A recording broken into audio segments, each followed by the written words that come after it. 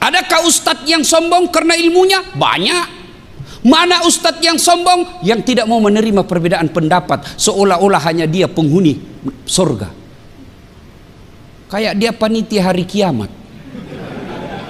Aduh, dulu waktu saya kecil itu kalau kita sholat jamaah Pak di masjid subuh, kalau di samping kanan kita tidak kunut, kita tidak ribut Pak. Allahu Akbar, samping kanan kunut, tidak ribut, kita cuma bilang dalam hati, oh Muhammadiyah, selesai. Sekarang Pak, dia belajarnya di YouTube, baru 3 minggu, baru 2 menit habis kuotanya. Paham agama setengah-setengah.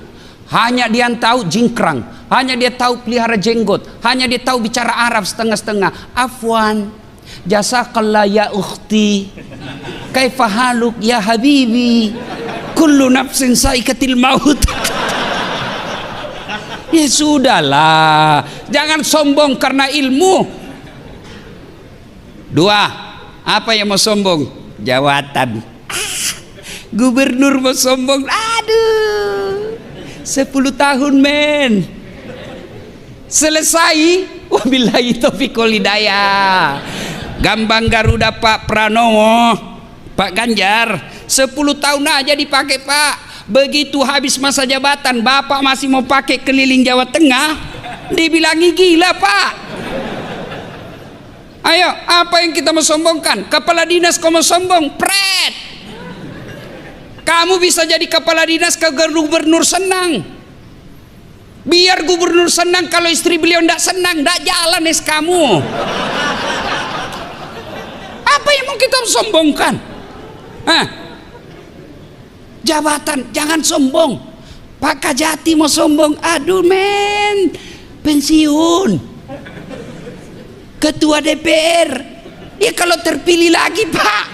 Kalau tidak, wabillahi taufiq wal hidayah. Apa yang kita mau sombongkan? Ada yang merasa sombong karena hebat, banyak followernya, Dasat Latif. Jangan kau sombong Dasat. Kau bisa begitu karena ada yang nonton kamu. Kalau tidak ada follower saya, mana hebatnya? Saya ceramah di sini berdebu, bergema, berapi-api, hebat. 1 jam membara ceramah saya, tidak ada yang nonton. Lewat orang, sudah lama itu ustadz gila di dalam. Maka jangan sombong. Jabatan kita miliki sekejap saja. Ilmu yang kita miliki, jangan sombong. Yang ketiga yang menyebabkan sombong, kaya. Apa yang kamu sombongkan dengan kekayaanmu? Di atas langit ada langit. Allah marah dengan kekayaanmu. Oke lah, masih banyak harta, masih bagus mobil, masih banyak tabungan. Allah titip satu penyakit dalam dirimu, tidak ada bisa kau makan. Banyak kan Bapak tahu, banyak duitnya miliaran, tabungannya miliaran, tapi apa? Dilarang makan nasi, dilarang makan garam, dilarang makan gula, dilarang makan daging, dilarang makan lemak. Apa saja bisa dia makan? Ubi rebus.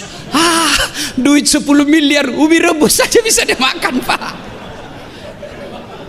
Begitu dia ke dokter, apa kata dokter? Mohon maaf Pak Kadis, selama Bapak aktif sebagai PNS, Bapak tidak pernah kena sinar matahari. Mulai besok jam 8 Bapak keliling di komplek, kasih sinar matahari. Jangan pakai baju Pak ya, jangan pakai peci, pakai celana pendek aja Pak, supaya kena semua matahari. Jangan pakai sendal. Kelilinglah dia di komplek dari jam 8 sampai setengah 10, tidak pakai baju, pakai celana pendek, tidak pakai sendal. Apa bedanya sama gembel?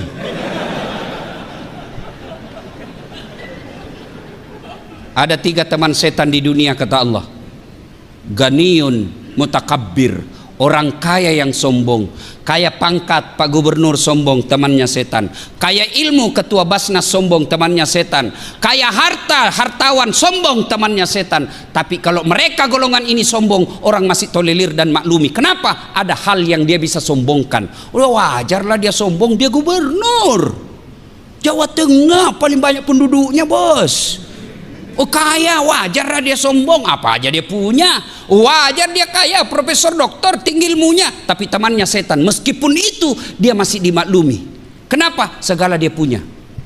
Tapi kalau itu sudah temannya setan. Tapi kalau sudah tidak terkenal, miskin, pengangguran, mengharap-harap THR, jelek mukanya, bau mulutnya, sombong lagi. Kau bukan temannya setan, kau sudah jadi setan, cilaka. Ayo, kalau ada di antara kita masih punya rasa sombong, Allahu Akbar, kalian gagal dalam berpuasa. Tujuan orang puasa, Bapak semua sudah hafal. Endingnya puasa, akhirnya puasa, la'allakum tattaqun, mengenai orang-orang yang bertakwa. Dan salah satu sifat orang bertakwa kata Imam Buzairi, tawadu. Apa itu tawadu? Rendah hati, bukan rendah diri. Saya ketawa dalam hati kalau ada lihat pejabat, anggota DPR, kepala dinas, kepala seksi mau sombong. Aduh kasihan, berapa lama kau punya jabatan? Maka semakin tinggi jabatan, semakin cakep, semakin cerdas, semakin kaya, tapi dia rendah hati. Itulah yang Allah cintai dunia sampai akhirat. Dua, karakter orang jahiliyah. Apa itu? Nganggap remeh orang lain. Selama Bapak suka nganggap remeh orang lain, itu karakter jahiliyah. Allah larang Bapak pakai mobil mewah, silahkan, itu rezekimu. Allah larang pakai emas berlian, silahkan, itu rezeki, tidak dilarang Allah pakai. Kalau perlu pakai berlian itu gigi. Kan ibu-ibu sekarang itu begitu kayanya, giginya aja dia kawat, Pak. Dulu waktu kita kecil pagar yang dikawat, Pak. Sekarang gigi dia kawat-kawatnya, Pak. Kalau masih mahasiswa saya masih senang lihat, Pak. Tapi kalau sudah istri kepala dinas, sudah mau 50 tahun pakai kawat juga terlambat. Ini namanya STNK, sudah tua nakal kembali.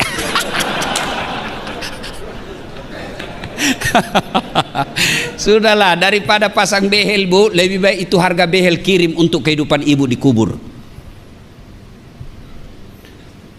Nganggap remeh orang lain. Mana disebut nganggap remeh orang lain? Nih, Bapak diangkat kepala dinas, meremehkan pegawai honor. Itu sombong, masyarakat jahiliyah itu.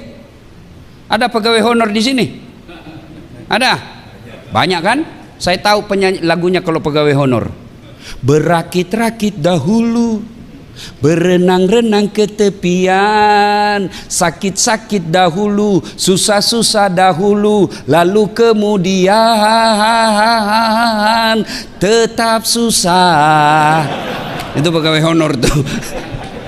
Sebelumnya PTT namanya kan, pegawai tidak tetap. 5 tahun kemudian TTP, tetap tidak pegawai.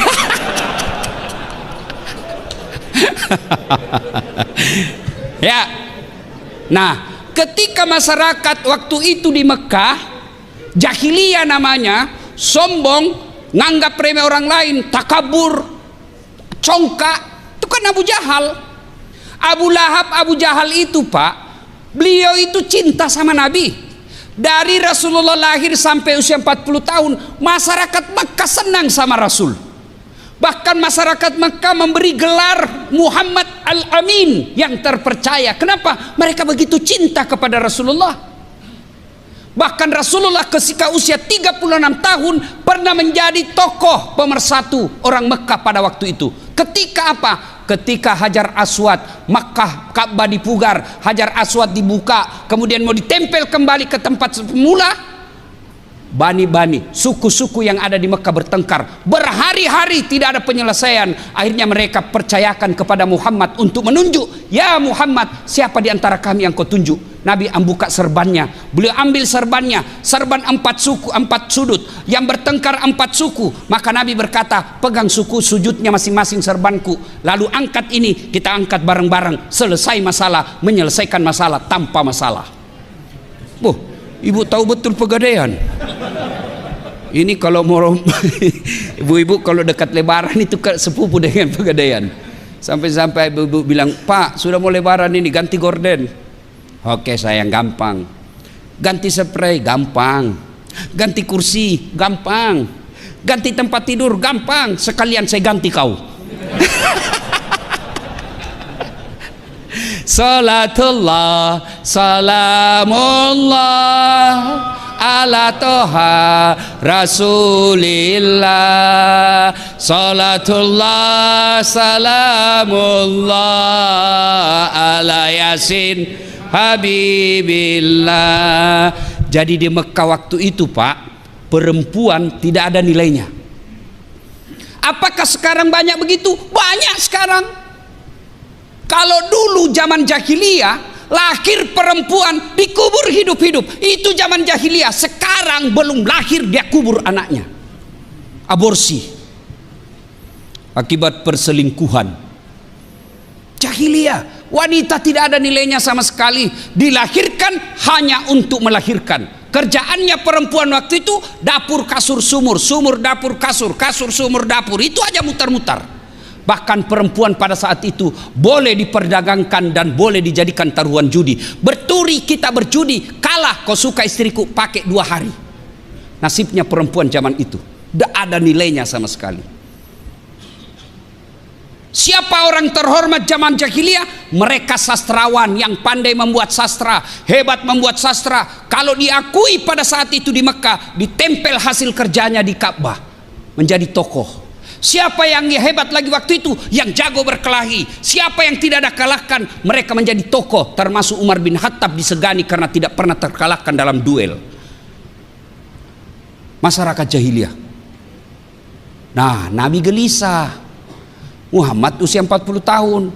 Kenapa kasihan ini orang Mekah begini? Kenapa dia sembah batu? Kenapa tidak saling menghormati? Kenapa ada budak? Nabi gelisah. Inilah yang disebut kepekaan sosial. Nah, mudah-mudahan Pak Ganjar itu menunjukkan kepekaan sosial. Kenapa masyarakat Jawa Tengah begini? Kenapa begini? Kenapa begini? Ini namanya kegelisahan, kepedulian sosial. Kalau ada pemimpin tidak punya kepedulian, maka akan terjadi bencana yang disebut neraka dunia.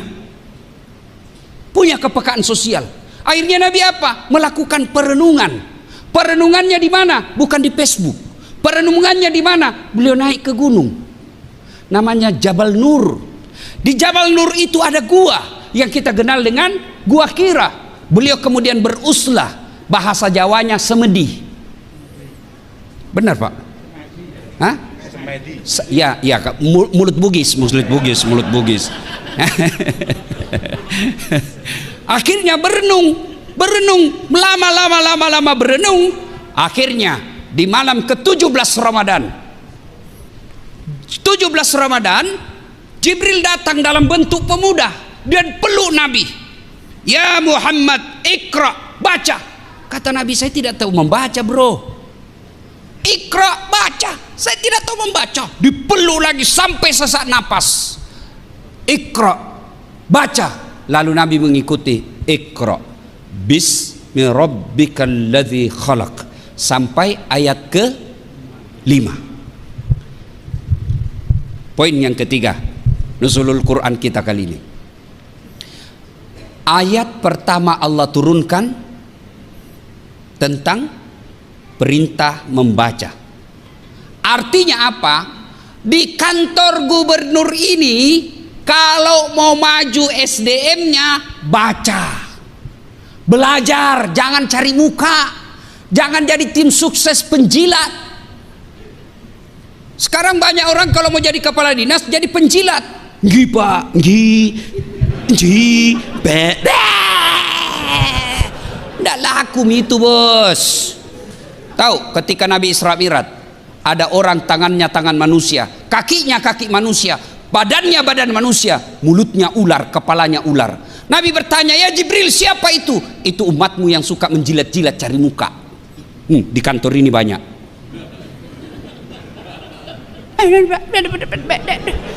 Santai saja bos, kayak ndak punya sudah harga diri.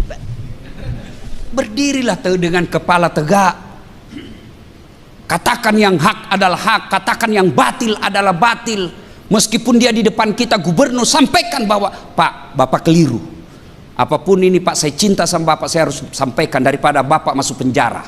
Lebih baik saya dipecat dari Bapak daripada Bapak masuk penjara. Saya cinta Bapak karena Allah. I love you full. Wow, Pak Gubernur bilang, ini yang saya cari. Daripada bosnya masuk penjara. Ada juga itu pura-pura baik di depan kita, Pak. Tujuannya apa? Supaya dia ditangkap, dia yang jadi kepala dinas. Ini jeleknya ini dalam dunia birokrasi. Ketua DPR dibawanya berdoa mudah-mudahan ganti, mudah-mudahan supaya dia diganti, Pak. Pergantian antar waktu. Nah, Bapak Ibu saudara-saudara sekalian, belajar. Bapak mau diangkat derajatnya, pegang ini. Allah janjikan dalam Al-Quran, yarfa'illahu alladhina amanu minkum walladhina utul ilma darajat. Allah angkat derajatnya. Orang yang beriman, berilmu pengetahuan. Maka selesai besok ini, Bapak Gubernur di sisa jabatan beliau panggil kepala dinas. Pak Kadis sini. Kamu keliling seluruh Jawa Tengah ini, cari anak-anak kita yang cerdas, tidak peduli apa agamanya, tidak peduli apa sukunya. Cari mereka, sekolahkan mereka sampai sepuas-puasnya dia mau sekolah, dibiayai oleh pemerintah. Itu yang disebut Iqra. Sekolah, bapak-bapak kepala dinas, sekolah, belajar. Sekarang enak orang belajar online ada. Apa, mentang-mentang dekat sama Pak Gubernur, baru 5 tahun jadi pegawai sudah dipromosi. Saya ini sudah 9 tahun tidak pernah promosi. Ya betul Bapak 9 tahun, dia 4 tahun cepat dipromosi. Kenapa? Otaknya Pentium 4, Pak. Cepat loading, gambarnya jelas, pulsanya kuat. Bapak 9 tahun prosesor Pentium 1, gambar kabur, lambat loading. Disuruh bikin surat, sudah Pak, sudah Pak, mana tinggal di print Pak, belum sudah namanya itu. Bapak ketawa karena banyak di antara kita begitu kan. Maka kalau mau diangkat derajatnya, belajar. Ali bin Abi Thalib pernah ditanya, ya Imam, kalau kau disodorkan antara harta dengan ilmu, pilih mana? Bapak-bapak kalau disodorkan sama gubernur, Pak, nih iPhone 13 atau kitab Durratun Nasihin, Bapak pilih mana? Kitab. Pencitraan. Ali bin Abi Thalib, ya Imam, kalau kau disodorkan antara harta dengan ilmu, pilih mana? Ali bin Abi Thalib dengan mantap, saya pilih ilmu. Kenapa ya Imam? Ada 3 kelebihan ilmu dibanding harta. 1, harta kamu yang jaga, ilmu dia yang jaga kamu. Bapak punya duit 5 juta, masukkan kaleng-kaleng, gembok kalengnya, 1 gembok. Masuk lemari, gembok lagi lemarinya, 2 gemboknya. Keluar kamar, gembok lagi kamar, 3 gemboknya. Keluar rumah, gembok lagi rumah, 4 gemboknya. Keluar pagar, gembok lagi pagarnya, 5 gemboknya. Sampai kantor gubernur hilang kuncinya. Apa ndak setengah mati dijaga itu duit? Tapi kalau ilmu, dia yang jaga kamu. Mana buktinya? Pak Ganjar kemana-mana dikawal Satpol PP, polisi setengah. Saya Satpol, saya Ustadz, dijaga, dikawal. Kenapa? Karena punya ilmu. Tidak mungkin jadi gubernur kalau beleng-beleng. Maka kalau ilmu, dia yang jaga kalian. Kalau harta, kalian yang jaga dia. Maka belajar. Belajar ilmu apa saja. Belajar ilmu sawit, bismi rabbikal ladzi khalaq. Belajar ilmu matematika, belajar ilmu fisika, ilmu kedokteran, administrasi negara. Silakan pelajari semua, pelajari dengan catatan bismi rabbikal ladzi khalaq, mengagungkan nama Tuhan. Kalau Bapak semakin tinggi sekolahnya, makin banyak gelarnya, tapi semakin jauh dari Allah, percaya itu bukan ilmu, tapi ilmu sekedar tahu. Itu namanya sekedar tahu. Ilmu adalah orang yang mendekatkan dirinya kepada Allah Subhanahu wa taala. Itulah ilmu yang berkah. Selesai.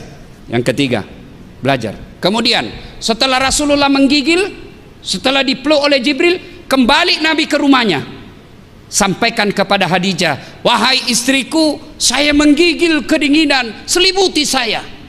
Kira-kira kalau Pak Kadis 3 hari 3 malam keluar rumah, tidak ada kabar, ditelepon mati handphonenya, pulang-pulang kedinginan, lalu katakan ke istri, Bu, selimuti saya Bu, saya kedinginan. Kira-kira apa singkatnya ini Bu? Bapak diselimuti. Enggak Pak, interogasi. Dari mana kau? Kau pulang-pulang kedinginan? Mana itu HP-mu? Memang ini laki-laki kurang ngajar ini. Tapi Khadijah tidak. Hikmah keempat, keluarga sakinah, keluarga bahagia, itulah yang disebut fid dunya hasanah. Bapak selalu berdoa fid dunya hasanah. Mana sih itu dunia hasanah? Kebahagiaan di dunia, keselamatan di dunia. Mana kebahagiaan di dunia? Satu di antaranya punya istri yang baik. Rasulullah salah satu sebab penopang dakwah beliau punya Khadijah yang sangat dicintai. Ketika Rasulullah sallallahu alaihi wasallam ditinggal Khadijah, beliau sedih. Maka kita dalam sejarah Islam kita kenal dengan istilah tahun duka cita. Nabi menyebutnya tahun duka cita. Kenapa? Karena ditinggal istri beliau. Sampai Rasulullah bersabda, barang siapa seorang wanita, seorang istri ditinggal, meninggal, lalu dia berkata suaminya, aduh, baik betul istri saya, ya Allah, kenapa terlebih dahulu engkau mencabut nyawanya? Meskipun dia gendut, tapi aku sayang dia, ya Allah. Kenapa bukan istrinya tetanggaku yang suka selingkuh? Aku sayang istriku, ya Allah. Dunia akhirat aku mencintainya. Tanda-tanda ibu penghuni surga. Tapi kalau sebaliknya, begitu ibu meninggal, suami masuk kamar berteriak, merdeka!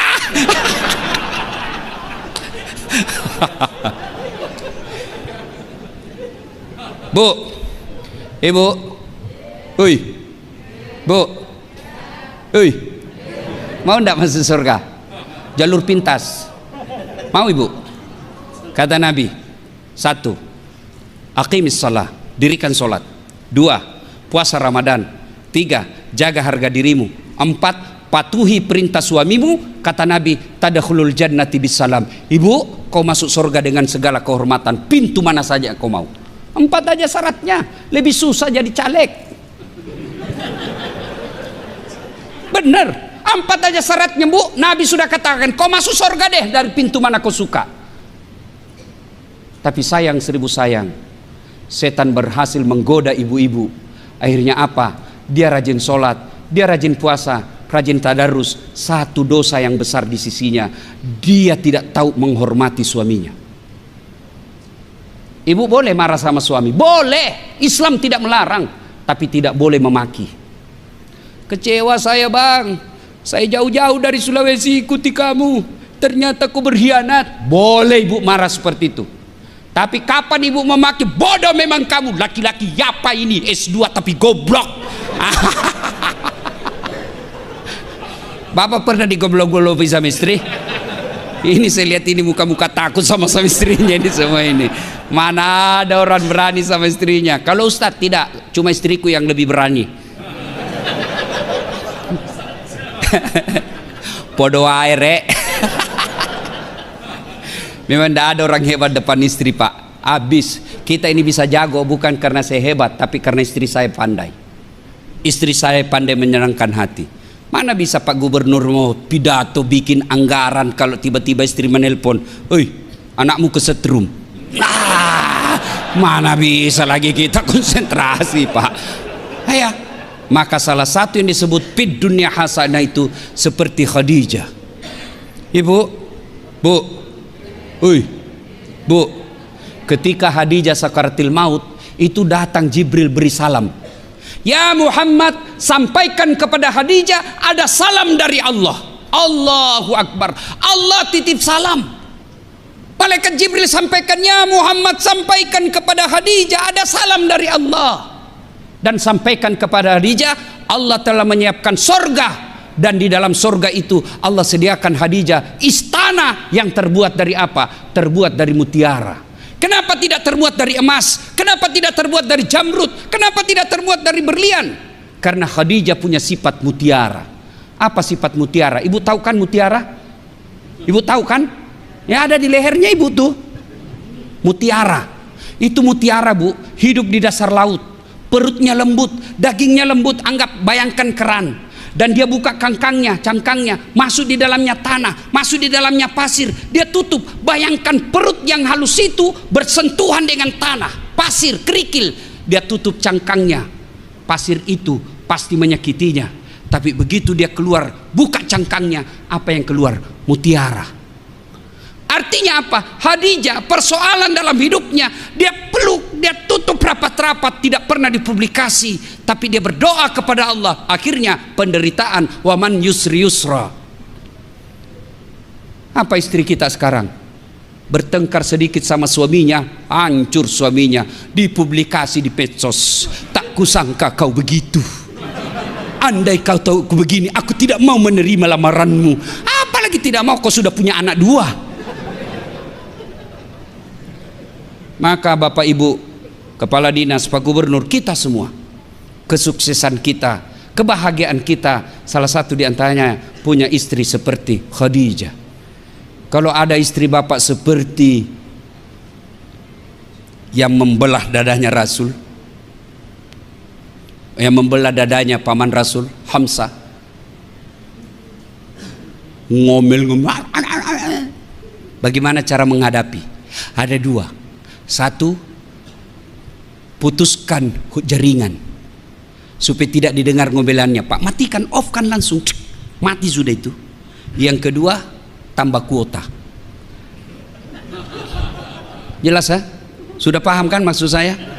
Paham ya? Paham kan? Kalau berani. Kalau tidak berani ya sudah, lebih baik Bapak makan obat tidur saja, Pak. Selanjutnya turun Rasulullah menyampaikan kepada Khadijah, dan orang pertama beriman kepada Rasul Khadijah. Lalu Khadijah sampaikan kepada pamannya, seorang pendeta namanya Waraqah bin Naufal. Sampaikan kepada ini, lalu pendeta ini berkata, ya Muhammad, itu yang mendatangimu sama yang mendatangi Ibrahim, sama yang mendatangi Musa, sama yang mendatangi Isa. Engkau dilantik menjadi nabi dan rasul. Pendeta pertama yang memberitahu kepada Rasulullah Muhammad SAW. Hatam kisah karena waktu terbatas. Sekarang Al-Quran sudah ada di tengah-tengah kita. Maka bagaimana sikap kita? Paling real selain membacanya adalah mengamalkannya.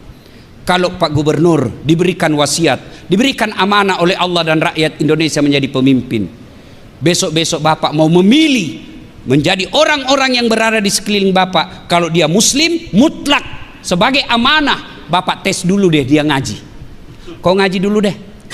Bagaimana kau mau mengimani? Bagaimana kau mau mengajarkan Al-Quran kalau kau tidak tahu ngaji? Kau ngaji dulu deh. Meskipun kau cerdas tapi tidak tahu ngaji, saya khawatir engkau tidak bisa mengamalkan nilai-nilai Al-Quran. Lebih banyak, masih banyak orang Islam yang bisa mengamalkan dan cerdas seperti kamu, tapi dia bisa baca Quran. Mulai mendidik otaknya kepala dinas. Kalau Pak Gubernur mau mengangkat kepala dinas, syaratnya harus lancar ngaji. Saya kira pendaftar mulai mundur, Pak. Mulai berkurang pendaftar. Bagaimana masalah buat kita orang Islam? Bagaimana kita mau menjadi pemimpin yang mengamalkan Quran kalau kita sendiri tidak tahu ngaji Quran? Langkah berikutnya setelah membaca qiraatil Quran, membaca Al-Quran, amalkan Al-Quran. Tidak usah muluk-muluk dulu deh. Kita saut. Dari kecil kita tahu ayat ini, inna salata tanha anil fahsai wal munkar. Sesungguhnya solat itu mencegah kalian dari perbuatan keji dan munkar. Loh, kenapa ini kata Pak Gubernur? Rajin dia solat tapi pembohong, rajin dia solat tapi tukang nipu, dia rajin solat tapi tidak amanah, rajin solat tapi ngambil uang negara. Katanya solat mencegah perbuatan keji dan munkar. Yang salah adalah periksa tata cara pelaksanaan solatnya. Barangkali Bapak sholat tapi masuk dalam kategori fawailul lil musallin, celaka orang-orang yang sholat. Kenapa celaka Ustadz? Karena dia sholat semau-maunya. Sholat aja Pak, mulai takbir aja semau-maunya. Bismillahirrahmanirrahim. Maliki yaumid. Iya kena. Ada kan begitu Pak? Ada. Ya kita masing-masing lah itu. Allahu Akbar, tiba-tiba bunyi handphone. Aduh, ada di meja handphone bunyi. Pas ada pula istri. Aduh, mati sudah didapat sudah. Kira-kira Bapak bisa khusyuk? Ada kawan saya, dia bilang sama saya, Ustadz begitu saya baru rakaat pertama tiba-tiba handphone bunyi, gelisah. Padahal sebelum saya sholat yang saya menelpon itu pakai inisial namanya Ustadz. Menelpon lagi dia Ustadz. Tidak bisa saya tenang dalam sholat. Tiba-tiba istri saya lewat, dia bilang sudahlah saya tidak angkat handphonemu, kau serius saja sholat. Baru dia tenang sholat.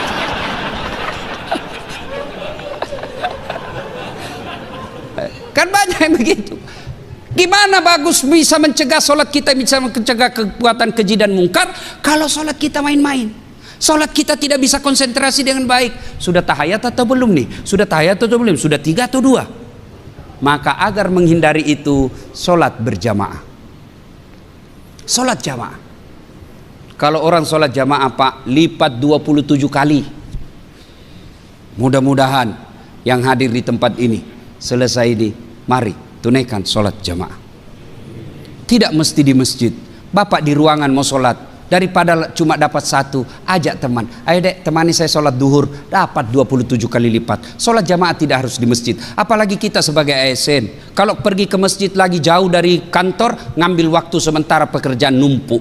Maka bapak sholat aja di samping meja, sholat berjamaah. Dibilangi kita soalim, tidak apa-apa, dia dapat dosanya, bapak dapat pahalanya. Alhamdulillah saya lihat ini Pak, rajin-rajin semua sholat jamaah. Mana-mana masjid Jawa Tengah Pak, full masjid Pak. Terutama kalau subuh, ramai Pak, penuh. Tidak ada di luar, tidak ada di dalam, semua di luar Pak. Ayo hidupkan sholat jamaah. Masya Allah. Kalau Pak Gubernur rajin sholat jamaah, saya yakin kepala dinas akan mengikutinya. Assalamualaikum warahmatullahi wabarakatuh. Assalamualaikum warahmatullahi wabarakatuh. Kata Pak Gubernur, mana ini kepala dinas PU? Tidak pernah juga saya lihat sholat berjamaah. Ajudan telepon, Pak Kadis dicari sama Pak Gubernur, katanya Bapak tidak pernah dilihat sholat jamaah. Besok belum azan Pak, sudah ada di masjid ini Pak Kadis. Itulah hebatnya kekuasaan Pak, berdakwah. Kalau kekuasaan dipakai dakwah, cepat itu pengaruhnya. Mari sempurnakan sholat jamaah. Yang kedua, kita selalu yakin Islam sebagai rahmatan lil alamin. Jadilah Islam yang rahmatan lil alamin Pak. Jadilah wakil Islam yang rahmatan lil alamin. Kita tentu sedih, capek kita Pak. Kita di Indonesia mayoritas muslim, 88% kita Islam. Tapi kenapa kita selalu dituduh teroris? Kita dituduh anti NKRI. Kita selalu dicap kita tidak cinta kepada Pancasila. Padahal negara Republik Indonesia ini tidak berdiri tanpa kecintaan orang Islam kepada Republik Indonesia. Kenapa? Karena kita gagal menunjukkan bahwa ini loh Islam, begini loh Islam kalau jadi gubernur, begini loh kepala dinas kalau jadi, begini loh Islam kalau jadi kepala dinas, begini Islam kalau ketua DPR, menjadi rahmatan lil alamin. Tunjukkan bahwa begini, kalian tidak usah takut kalau kami memimpin, kalian tidak usah cemas kalau kami memimpin, kami akan menjadi rahmat bagi seluruh alam.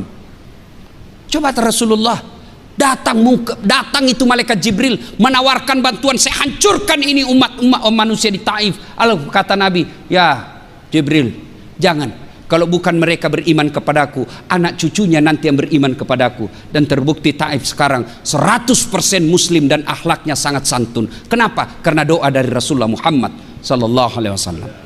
Ibu bapak saudara-saudara sekalian, pada akhirnya tanamkan keyakinan dalam hati. Siapa yang memegang dan berinteraksi dalam Quran, pasti Allah muliakan hidupnya. Semua yang berkaitan dengan Quran pasti dimuliakan. Turun Quran, siapa yang bawa? Malaikat Jibril. Dari semua malaikat yang Allah ciptakan, Jibril adalah malaikat yang paling mulia. Turun kepada manusia. Kepada siapa diberikan? Kepada Muhammad sallallahu alaihi wasallam. Dari semua nabi dan rasul, Muhammad adalah nabi yang paling mulia. Diberikan kepada umat Islam. Siapa umat Islam? Dari umat semua yang Allah ciptakan, Islam adalah umat yang terbaik dan termulia. Dan diturunkan di bulan berapa? Bulan Ramadan. 12 bulan, 1 bulan Ramadan, bulan yang paling mulia. Dan diturunkan disebut malam nuzulul Quran, malam yang penuh kemuliaan. Maka Bapak Ibu, Allah tidak melarang kita menjadi pejabat, Allah tidak melarang kita jadi pengusaha, Allah tidak melarang kita menjadi intelektual. Tapi tolong jadikan Al-Quran sebagai hudan, petunjuk yang bisa membedakan kita mana yang hak dan mana yang batil. Inilah tujuan daripada nuzulul Quran yang Pak Gubernur Ganjar Pranowo mengundang kita, bukan sekedar menghabiskan anggaran dan seremonial belaka. Tapi lebih penting dari itu, mari menjadi ASN yang menjadikan Al-Quran sebagai pedoman dan petunjuk dalam hidup kita. Insya Allah Bapak jadikan Quran sebagai pedoman dan petunjuk, aman, selamat di dunia, insya Allah selamat di akhirat kelak. Demikian, mudah-mudahan ada manfaat. Terima kasih atas segala undangannya ke tempat ini. Mudah-mudahan kehadiran saya menjadi manfaat buat saya dan kita semua. Sebelum kita akhiri, mari kita kirimkan suratul Fatihah kepada Rasulullah Muhammad SAW. Kita ikhlaskan khasiat dan keutamannya kepada teman-teman kita ASN yang terlebih dahulu menghadap kepada Allah Subhanahu wa taala. Ila hadratin Nabi Mustafa Muhammad SAW, summa hususil ruhil. Silahkan bayangkan nama yang Bapak Saudara kenal, ASN yang telah wafat mendahului kita. Sebutkan namanya. Al-Fatihah.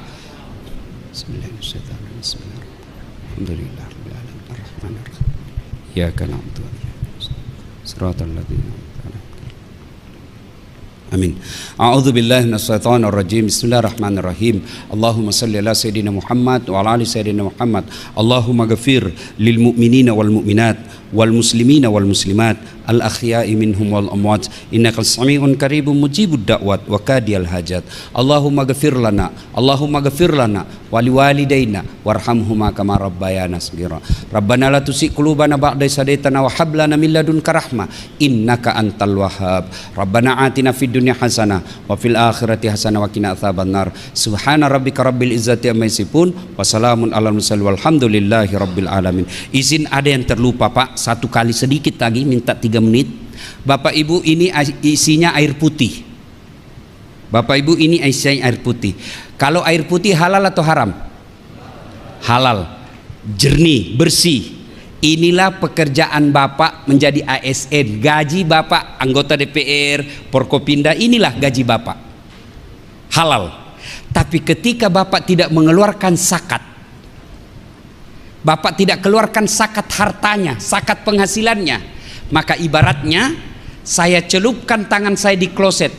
Mohon maaf, beribu maaf, bukan bermaksud jorok. Saya masukkan air tangan saya, jari saya di kloset, lalu saya angkat, saya ambil 1 tetes dari kloset itu. Tidak ada kuningnya Pak, yang airnya aja tuh sudah dibuang kuningnya, sudah tinggal itu air, tapi masih putih Pak. Saya ambil 1 tetes, lalu saya titiskan di sini, 1 tetes saja. Kira-kira masih Bapak mau minum yang tadinya air jernih? Ada yang mau minum? Itulah harta Bapak yang Bapak cari secara halal, tapi karena tidak dikeluarkan zakatnya setiap tahun, maka Bapak minum air comberan. Itu harta yang tidak dikeluarkan zakatnya. Dan demi Allah, tanya Pak Kiai, adakah orang yang bangkrut gara-gara rutin membayar zakat? Pak, kalau Bapak tidak mengeluarkan zakat, pada zaman Nabi itu diperintahkan, apalagi zamannya Abu Bakar Siddiq, dibentuk Densus namanya kalau sekarang, penagih zakat. Kalau Bapak tidak mau bayar zakat, Abu Bakar Siddiq perintahkan perangi mereka yang tidak mau membayar zakat. Jadi selesai ini bayar zakat Bapak. Bagaimana cara bayarnya? Dan hebatnya sekarang undang-undang perpajakan kita, Bapak bayar zakat kalau bayarnya di Basnas, bayarnya di lembaga zakat yang resmi, zakat yang Bapak keluarkan itu menjadi pengurang dari pajak tahunan Bapak. Jadi kalau Bapak bayar zakat misalnya 10 juta, Bapak bayar pajaknya 20 juta, maka yang 20 juta itu dikurangkan dari 10 juta yang Bapak bayarkan zakat.